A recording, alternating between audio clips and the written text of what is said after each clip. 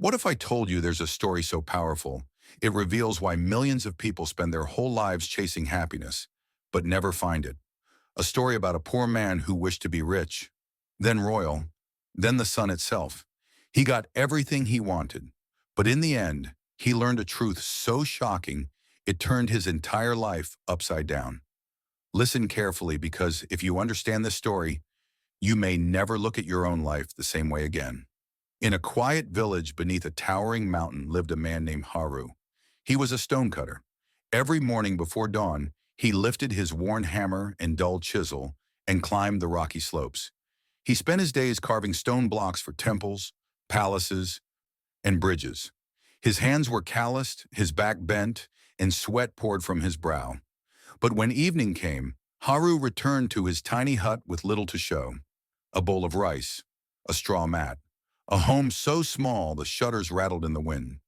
And yet the stones he carved built the homes of the rich, the palaces of princes, and the temples where crowds gathered to pray. One evening, weary from work, Haru sat on the ledge of the mountain and looked down at the valley below. He saw merchants in silks selling treasures. He saw nobles feasting, children laughing, families riding in carriages. And Haru thought to himself, why must my life remain so small while others live in greatness? That night, for the first time, he wished for more. The next day, as Haru worked, a wealthy merchant passed by on a tall horse. Servants trailed behind carrying gold, jade, and spices. People bowed as he passed, and Haru felt envy pierce his chest. He wished to be like the merchant, respected, admired, powerful. And then his wish came true. He was no longer a stonecutter. He wore silk robes. Gold gleamed on his fingers. Servants bowed before him, and crowds admired him as he rode through the streets.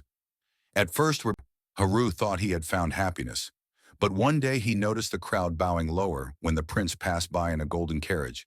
They cheered louder. They honored the prince more. And once again, Haru felt the weight of envy. He thought, the prince is greater than the merchant. If only I could be a prince. Haru's wish was granted. Now he sat on a throne in a palace of gold. He commanded soldiers. He possessed treasures. People bowed before him, and he believed he had reached the top. But during a summer parade, the blazing sun scorched the land. His soldiers fainted in the heat. His subjects collapsed on the ground. And even Haru, crowned and cloaked, could not escape the burning sky. And he thought, the sun is greater than the prince. If only I could be the sun. And his wish was granted. Now Haru blazed in the heavens, shining light on rivers, fields, and mountains. He poured warmth on the earth, and people depended on him for life itself. Surely now, he thought, he was the greatest of all. But then, a dark cloud drifted across the sky. His rays were blocked, the earth cooled, and the people rejoiced in the shade. And Haru thought, the cloud is greater than the sun. If only I could be the cloud. Again, his wish was granted. Haru became a mighty cloud stretching across the sky. He poured rain on the land, filled rivers, and nourished crops. People prayed for his blessings, but soon a powerful wind rose. It tore him apart, scattering him across the sky. And Haru thought, the wind is stronger than the cloud. If only I could be the wind. And his wish was granted. Now Haru raged across the world as the wind. He tore roofs from houses, bent trees to the ground, and raised mighty waves on the seas. With pride, he laughed as he swept across the land, until he met the mountain. The mountain did not bend, did not break, did not move. And Haru thought, the mountain is stronger than the wind. If only I could be the mountain. Haru's wish was granted once more. Now he stood as the mountain itself, majestic, immovable, eternal. He towered above clouds. He watched rivers flow, storms rage, and centuries pass. Nothing could shake him. At last, Haru believed he had become the greatest of all. But then, he felt it. A sharp sting. Tap, tap, tap. Again. Tap, tap, tap. He looked down and saw a man with a hammer and chisel, a poor, sweaty worker, a stonecutter striking at his side, breaking pieces of him away. And Haru realized the truth. The stonecutter was stronger than the mountain.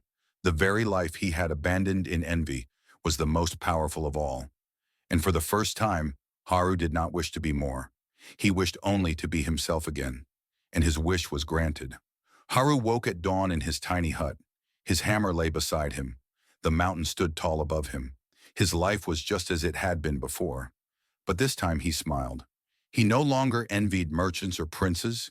He no longer longed to be the sun, the wind, or the mountain. He realized that the strength of the mountain, the power of the wind, the warmth of the sun, all of it already lived in his own hands.